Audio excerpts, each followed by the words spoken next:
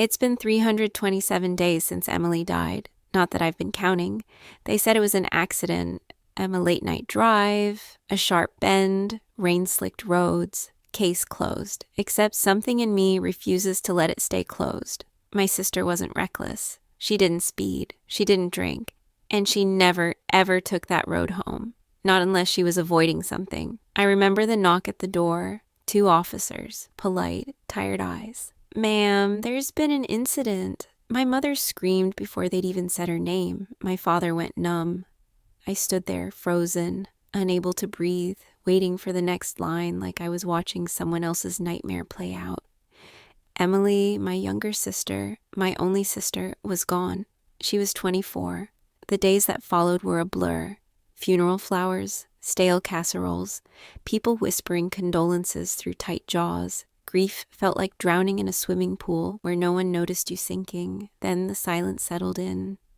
And that's when the questions started. Why was her phone missing from the crash scene? Why did the toxicology report come back clean if she'd been at a bar that night? Why did her ex-boyfriend leave town the same week? I asked. I got the same answer every time. "You need to let it go, Anna." But I can't let it go. Because 2 nights before the accident, Emily had come to my apartment, eyes puffy, hands shaking. She was scared. "I think I messed up," she whispered. "I found something I wasn't supposed to." She never told me what. I told her to stay the night. She refused. That was the last time I saw her alive. It's almost midnight now. I'm alone in my tiny kitchen, staring at the unopened box of her things the police returned. I've opened it 100 times in my head, but tonight, I actually do it. Inside, her broken sunglasses, 1 gold earring, her wallet, strangely empty, and a USB drive, unmarked, untouched. I don't even hesitate. I plug it into my laptop, 1 folder, no label. Inside, a single audio file. I click her voice. "Okay, if you're hearing this, something happened to me." My chest tightens. I think someone's watching me. I know that sounds paranoid, but there's this guy. And I think he's connected to what I found. I can't explain yet, but I have notes. I've hidden them. Just follow the receipts. Receipts? The file cuts off. I'm shaking. She knew something. She was documenting it, and someone didn't want her to. I go back to the box. I flip through her wallet again, slower this time. And there, behind her ID, a folded receipt from a printing shop across town. It's dated 2 days before the crash. 1 black and white copy, cash payment, no file name. Why would she go to a print shop? I grab my keys. The place will be closed, but maybe someone still works night shifts. I don't care. I need answers. The wind is sharp as I step outside. Streetlights flicker like dying fireflies. Every sound feels amplified. A dog barking, distant tires screeching, my own breath. I keep hearing her voice in my head. "If you're hearing this, God, what did you find, Emily, and how deep does this go?" The shop was closed, as expected. A rusted security grill covered the front window, and the only light was the dull glow of a vending machine humming beside the entrance. I stood there for a moment, unsure what I was even hoping for. A forgotten employee working overtime, a clue left behind like in the movies, but then I noticed it, a faint flicker behind the blinds. Movement. I knocked. Nothing. Knocked again, louder this time. A shape approached, a man, mid-50s, balding, wearing a shirt that looked like it hadn't seen a washing machine in weeks. He unlocked the door, just enough to speak through the crack. "We're closed." "I'm not here to print anything," I said quickly. "I just need to ask about a receipt. My sister was here. Her name was Emily." He started to close the door. "She's dead," I added. That stopped him. 10 minutes later, I was inside. The man, Pete, according to his badge, made us both instant coffee from a crusty machine in the back. It tasted like burned cardboard, but I drank it anyway. "She came in alone?" I asked. He nodded. Quiet girl, looked nervous. "Do you remember what she printed?" He scratched his head. "Didn't see. USB drive, plugged it in herself, used the self-service computer." I showed him the receipt. This was the day. He stared at it for a moment, then shuffled off to a cabinet, unlocking it with a key attached to a coiled cord on his belt. "We wipe all the machines every Sunday, but sometimes people leave files behind. He pulled out an old hard drive. My heart jumped. Back at the desk, he hooked it up to his terminal, clicked through folders. There. He turned the screen toward me, a file titled Account Ledger, Argent Oak. Argent Oak. I'd heard that name before. My stomach turned. Pete opened the file. Rows of numbers, names, payment dates. It wasn't just a financial ledger. It looked like blackmail material. Under notes, next to several names, were cryptic lines: divorce threat, hold till payment, photos secured, release if no transfer. He signed NDA, final settlement complete. Who are these people? I asked aloud. Pete frowned. This looks illegal, and Emily had printed it, which meant she was digging into them. Who? Pete asked. I stared at the name again. Argent Oak. It was a private mental health retreat just outside town. Exclusive, expensive, secretive. My parents had once suggested sending Emily there when her anxiety peaked in college. She refused, said it was a prison with chandeliers, and now her name was linked to their internal documents. Can I copy this? I asked. Pete hesitated. If anyone finds out, she's dead, I said again, and this might explain why. I left the shop with the file on a flash drive and 100 new questions swirling in my head. Who did she talk to? Why did she dig into Argent Oak? And who was she planning to expose? At home, I started digging. A few quick searches confirmed my fear. Argent Oak had been sued twice in the last decade, settled both times out of court. Rumors of coercion, staff misconduct, but nothing ever stuck. Their reputation was still pristine, the kind of place wealthy families trusted with their most broken loved ones. And yet, here was a document linking them to blackmail and hush payments. Emily didn't just find something dangerous, she found something powerful. I was so deep in research, I didn't notice the knock until it came again. Sharp, urgent, like someone wasn't knocking as much as demanding entrance. I froze. Another knock, louder. I moved slowly toward the door and looked through the peephole. A man, tall, black coat, no expression. I didn't breathe. He knocked again, then waited another 5 seconds, then walked away. No package, no flyer, just gone. I waited 10 minutes before opening the door. Nothing. No car, no footsteps, just a scrap of paper shoved beneath the mat. You're digging where you shouldn't. Stop before you end up like her.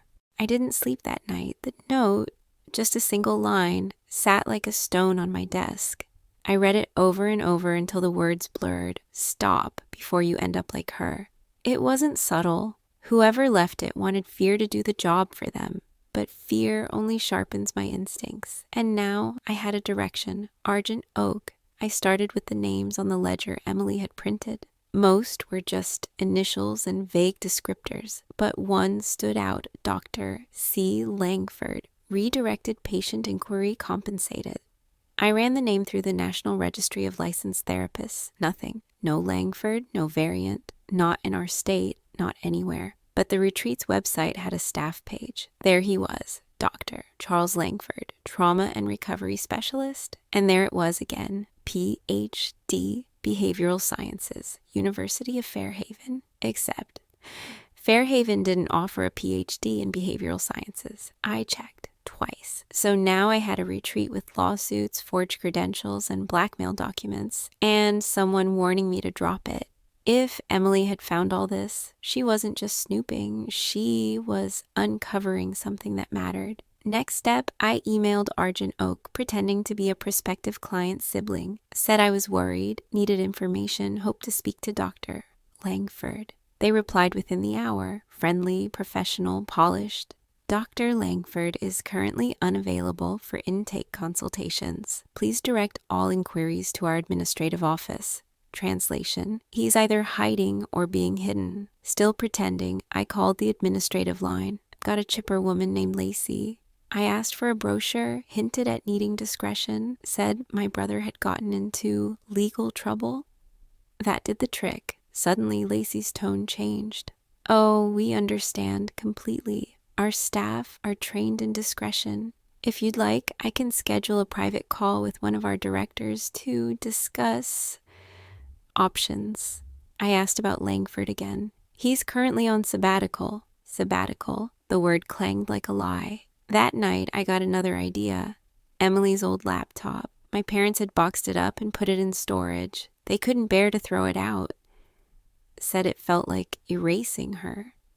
I drove to their house, let myself into the basement, and found it buried beneath a stack of college textbooks. The charger was missing, but the battery still held enough power to boot. Password protected. But I knew Emily. She loved old poetry and hated being obvious. I tried Annabelle Lee. Didn't work. Then I tried Lenore. It opened. Her desktop was cluttered with folders, most of them college assignments and photography projects, but one was titled Oak Root. Inside, screenshots, emails, notes. I clicked on the first file, a screenshot of an email from a woman named Julia T. Subject line, "Thank you for listening.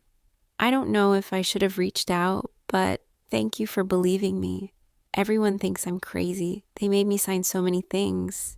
I can't say much more, but if I disappear, it's not an accident." That email was dated 3 days before Emily died. Another file, a voice memo. I plugged in headphones and hit play. It was Emily's voice, low, shaky. "I don't know how far this goes, but something's wrong. People check into Argent Oak and they come back different. Or they don't come back at all. Julia told me someone named Langford threatened her. She said they wiped parts of her memory with drugs. I thought she was paranoid. Now I'm not sure." Then silence. Then faintly, "If anything happens to me, this wasn't an accident." I sat frozen in my chair. Emily knew she was in danger. She documented it, left a trail, and she didn't trust anyone, not even our parents. I backed up everything, uploaded it all to cloud storage under a new account, password protected, then wrote the password on a sticky note and tucked it behind my driver's license. If someone was willing to warn me off once, they might not just warn me next time. And if something happened to me, someone needed to know the truth. Emily had started this. Now it was mine to finish. I woke up to the sound of glass. It was sharp, sudden, the unmistakable crash of something breaking inside my house. Not outside, not distant, inside. I froze in bed, heart pounding so loudly I thought whoever was downstairs could hear it. Then, footsteps. I didn't move. Didn't breathe. I wasn't prepared for this. I didn't even own a baseball bat, let alone anything useful for self-defense. But I did have my phone. I slid it silently from the nightstand, unlocked it with my thumb, and dialed 911 with shaking hands. I whispered my address to the dispatcher and told them, "Someone's inside." She told me to stay on the line and stay quiet, but I wasn't going to just wait.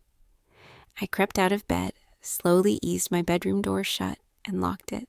Then I slipped into the closet and pulled the door almost closed behind me. From the crack, I could still hear footsteps. Not rushed, deliberate. One person. They were moving through the house like they knew it. Not fumbling, not unsure. That was the worst part. It felt personal. 5 minutes passed. 10. The dispatcher kept whispering to me, "Officers are en route. Stay hidden. Don't hang up." Then silence. The footsteps stopped, and I heard the front door creak open. Not slam, just open, then shut. A minute later, red and blue lights flooded the room. The officers swept the house. No one was there, but the living room window was shattered. Drawers had been pulled open. My desk, the one I'd kept Emily's files on, had been ransacked. Everything was there, except the laptop. Gone.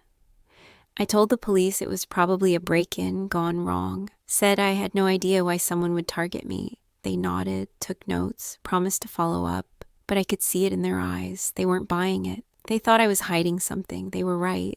After they left, I sat on the couch, hands still shaking. They had taken the laptop. That meant they knew what I had. They wanted to stop it from going any further. What they didn't know was that I'd already backed it all up. Everything on that laptop, the emails, the recordings, the files, it was still safe. Stored under a fake name, offline, untouchable. And they'd tried to erase Emily's work, and they'd failed. That morning, I got a voicemail. Blocked number. A woman's voice, calm, cool, almost polite. "You've been busy. I respect that, but curiosity is dangerous. Emily didn't listen, and you saw how that ended. Take this as your final warning." Click. I saved the message, then backed that up too. This wasn't just about Emily anymore. It wasn't about my grief or my guilt. Someone had broken into my home, threatened me, and stolen evidence, and they thought that would be enough. They had no idea who they were dealing with. That afternoon, I did something reckless. I drove to Argent Oak. It was a long, winding road that led up to the retreat, tucked away behind tall trees and private gates. Everything about it screamed exclusivity, peace, escape, healing, bullshit. I parked just outside the entrance and watched as a car rolled up to the gate, entered a code, and disappeared down the path. No one noticed me, so I got out and took photos of the sign, the license plates, the security cameras, every detail. Then I got back in the car and drove to a nearby diner with free Wi-Fi. I made a burner email, attached the photos, the voicemail, and a redacted summary of what I'd found so far. Then I sent it to 3 people. A local investigative journalist I knew had a grudge against private health institutions, a subreddit known for deep dive internet investigations, a lawyer, not mine, Emily's, one I found listed in her old contact list. It was time to make this public. Even if they came after me again, I wasn't the only one holding the truth now. The more people who knew, the less power they had. Emily had started pulling on this thread. I was going to unravel the whole thing. The reply came 6 hours later. Subject line, "Let's talk," from Mark Redmond. Investigative journalist, Pulitzer finalist, known pit bull with a laptop. His email was short, no greetings, no fluff. "You've found pieces I've been chasing for 2 years. Meet me, somewhere quiet, somewhere you choose." I picked a public park cafe halfway between our cities. Neutral territory, broad daylight, cameras everywhere. Paranoia, probably, but someone had already broken into my house. This wasn't a game. Mark was in his 50s, weathered face, tired eyes, the kind of man who looked like he'd seen too much and trusted too little. He sat at a corner table with a battered leather satchel and a cup of black coffee he hadn't touched. As I approached, he didn't stand, just nodded once and said, "You're Emily's sister." It wasn't a question. He slid a folder across the table. Inside, photos, documents, surveillance stills. There she was, Emily, not dead, not in a coffin. Alive in these photos, walking into Argent Oak just 4 days before her accident. The timestamps didn't lie, neither did the fear in her eyes. Mark tapped the photo. "She came to me first, before she went in, said she'd found something inside, something ugly." He leaned back. "She thought she could expose it from the inside, get hard evidence, said she had a plan." "And?" I asked. "She never came out." He pulled out a second photo, a man, late 30s, expensive haircut, arrogant grin. "Dr. Caleb Voss, clinical director at Argent Oak, but that's just the surface. He used to work at a biotech startup, one that mysteriously vanished after a patient died under suspicious circumstances." I stared at the photo. Emily had mentioned a C name in her notes. Not Caleb, Casey, or was it a nickname? "They're using the retreat," Mark continued, "as a cover. I can't say for what yet, but the pattern's there. Wealthy families, troubled young adults, sudden accidents, then silence. NDAS payouts, clean PR. I felt sick. And Emily found proof?" Mark nodded. "She said she had files, audio, a master list of names." Then she stopped replying. "I never saw her again." I whispered, "They said she overdosed." He didn't flinch. They always do. He pulled out one last item, a USB drive. "I found this in a Dropbox she set up, password protected. I've been locked out for months." I reached into my bag and pulled out a flash drive of my own, Emily's backup. We stared at each other, then we swapped. Back at my flat, I plugged in Mark's USB. The folder structure was there, messy, cryptic, but one subfolder stood out. AO Facility Int Log. I opened it. Inside, raw footage, security cam exports, audio logs. One video showed a dimly lit therapy room, a man strapped to a chair, unconscious. hooked up to something that looked nothing like therapy. A voice in the background, calm, clinical. Increased dosage, log reaction. Patient B47 is resisting again. I paused it, then pressed play again. In the corner of the screen, barely visible, Emily's reflection. Holding the camera, I called Mark immediately. We need to get this to someone. No, he said flatly, not yet. What? Why? Because if we rush this, it dies in the water. They've buried things bigger than this before. We need more names, timelines, whistleblowers, something they can't sweep. I hesitated. I don't know how much more I can dig up without getting killed. He said nothing for a moment. Then, that voicemail you sent me? The woman? I know her voice. I sat up. Who is she? She used to work for the biotech company Caleb came from. She vanished right after the scandal. He paused. If she's threatening you now, she's back in the picture. That night, I received another email. No subject, no sender, no text, just an attachment. A photo of me at the cafe with Mark. They were watching. I didn't sleep that night. The photo haunted me, not just because someone had taken it, but because it was taken from my side of the table. Whoever sent it hadn't just followed me. They'd gotten close, too close. I triple locked the door, blocked out the windows, even unplugged my laptop when I wasn't using it. And still, I felt watched. At 2:13 a.m., my phone rang. No caller ID. I let it go to voicemail. 30 seconds later, the message came through. I hit play. Static, then a voice. Familiar, hoarse, whispering. You're not asking the right questions. Look at the donor list. Follow the money. And for God's sake, don't trust him. Click. I replayed it twice. The voice was Emily's. The next morning, Mark was already calling. I ran facial recognition on the woman from the voicemail, the one who left that threat outside your door. Her name's Marla Sloan. He sent me a file. Marla had worked with Caleb Voss at the biotech firm, Virexa Labs, until it was shut down following a mysterious patient death. No charges, no media coverage, just gone. Then she popped up again on payroll records for Argent Oak, listed as a consultant. That was 2 years ago. Now she was a ghost. Marla was always the cleaner, Mark said. When things got messy, she'd vanish people, paper trails, evidence. She's the one who made Emily disappear. I told him about the voicemail, about what Emily said. Don't trust him. He went quiet. Then, almost gently, she didn't mean me.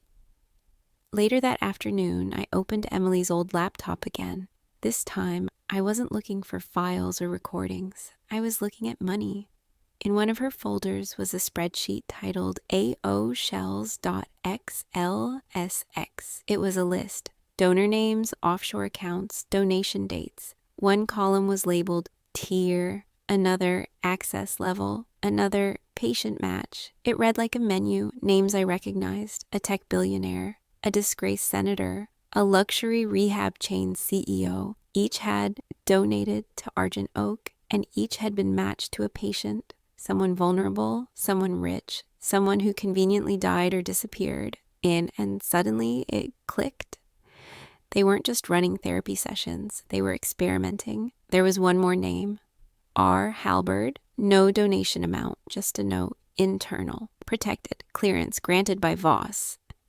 The name rang a bell, but I couldn't place it. I Googled it, nothing. Then I remembered. It wasn't a person. It was a company. Halberd Therapeutics. I'd seen it on a brochure at Emily's funeral.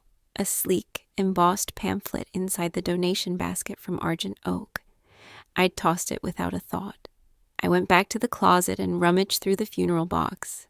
There it was, thin black lettering, clean, cold. In memory of Emily Lane. Your contribution helps us move mental health treatment forward. I opened the brochure. Inside was a single sentence. We believe in transformation through science. I called Mark. They're funneling patients into experiments for pharma companies. He exhaled. And Emily found the proof. She tried to go public, and someone made sure she didn't. That night, I received another message, this time a text. You're close. Stop digging or you'll join her. Attached was a photo of my building. The shot was taken from the rooftop across the street. I didn't call the police. I didn't run. I printed the photo and taped it to my wall. Then I turned on the kettle, opened Emily's folder of files, and whispered out loud to the empty flat, "Okay, let's see how deep this really goes." Mark didn't answer his phone the next day. Not the first time I called, not the third.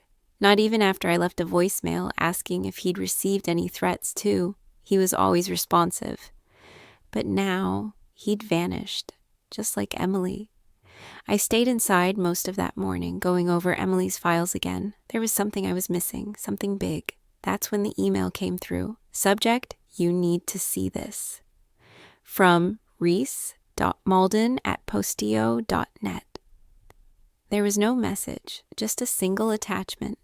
Clearance audio reference number 3371.wave. I hesitated. Then I played it. It was a recording, a call between Caleb Voss and another man. Voss, "The Lane girl's a liability. She's not staying quiet." Other voice, "We approved her clearance. She signed the NDA, Voss. She's compiling evidence. I've seen the logs. She accessed the patient ledger, and now she's talking to press." Other voice, lower, "Do you want her handled?" Voss, "No mistakes this time. Make it clean." There was a pause. Other voice, "Understood." I replayed the file again. The second voice, I recognized it. It was the same one that delivered Emily's eulogy. Dr. Roland Halberd, Chief Executive Officer of Halberd Therapeutics, family friend, the man who shook my hand at the wake, the man who told me Emily's death was a tragedy. I responded to the email. "Who are you?" A reply came back instantly. "I worked with her. We were trying to blow the whole thing open. I was too scared to go through with it, but I kept everything she gave me. Meet me tonight, public place, no fun."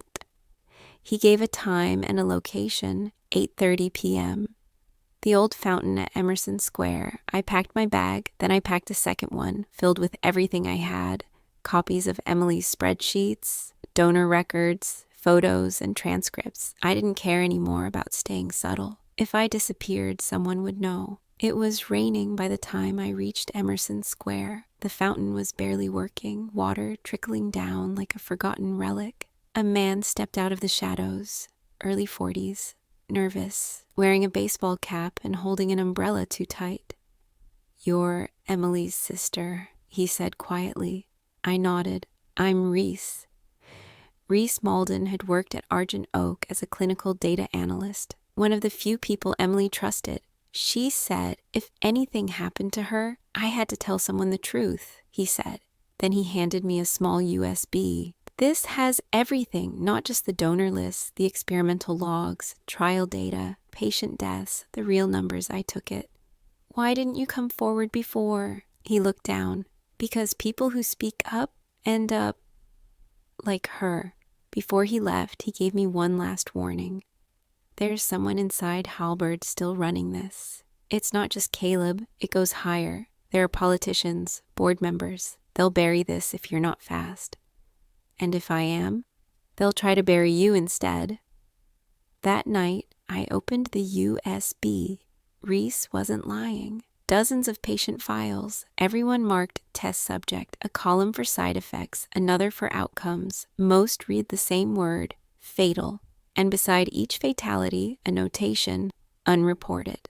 No next of kin informed, internal file closed. Emily had dug this up before she died. She didn't just uncover a conspiracy. She found a machine built on human lives. And now it was my job to finish what she started.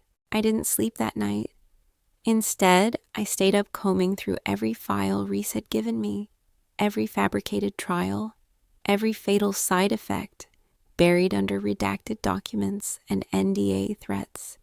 The data wasn't just damning, it was irrefutable, and it was all tied back to Halberd Therapeutics, to Dr. Roland Halberd, to Caleb Voss, and worst of all, to a silent list of cooperative government liaisons, including the name of a local congressman Emily had once mentioned in passing. I realized then this wasn't just about corporate greed. This was systemic, protected, funded. I went to the press, not just one outlet, 4, national, international, independent. I sent the entire cache to all of them with a 6 a.m. embargo, and just before I hit send, I added one line: "If anything happens to me, this goes public anyway." It was the only insurance I had left. The next 24 hours were a blur. Headlines hit the internet like wildfire. Whistleblower exposes illegal human testing operation at Halberd Therapeutics. Dozens dead in unapproved drug trials. Leaked files confirm cover-up. Government complicity alleged in big pharma scandal. They tried to spin it at first. Halberd issued a statement calling the data falsified. Voss went into hiding. Dr. Halberd canceled a scheduled appearance at a biotech conference in Geneva, but it was too late. The files had already been verified by third-party analysts. Victims' families began coming forward. And the most damning piece? The audio file. The one where Halberd and Voss discussed making it clean. It played on the evening news, looped across every major outlet. They couldn't bury it this time. The fallout was swift. Caleb Voss was arrested trying to flee the country under a false passport. Dr. Halberd resigned within 48 hours and is now under federal investigation. Congress launched an inquiry. A dozen names named in the donor registry were subpoenaed. And Emily? They called her a hero. I stood by her grave that Sunday. For the first time since everything started, the air felt still. Not quiet, still. Like the weight had finally been lifted. I placed a small USB stick at the base of her headstone. "Your work changed everything," I whispered. "They tried to erase you. But now the world knows." But closure is complicated. 2 weeks after the story broke, I received a brown envelope at my door. No return address. Inside was a single photo. Emily, sitting in a diner, dated 3 days before her reported death. The handwriting on the back was sharp, familiar. Not everything buried stays that way.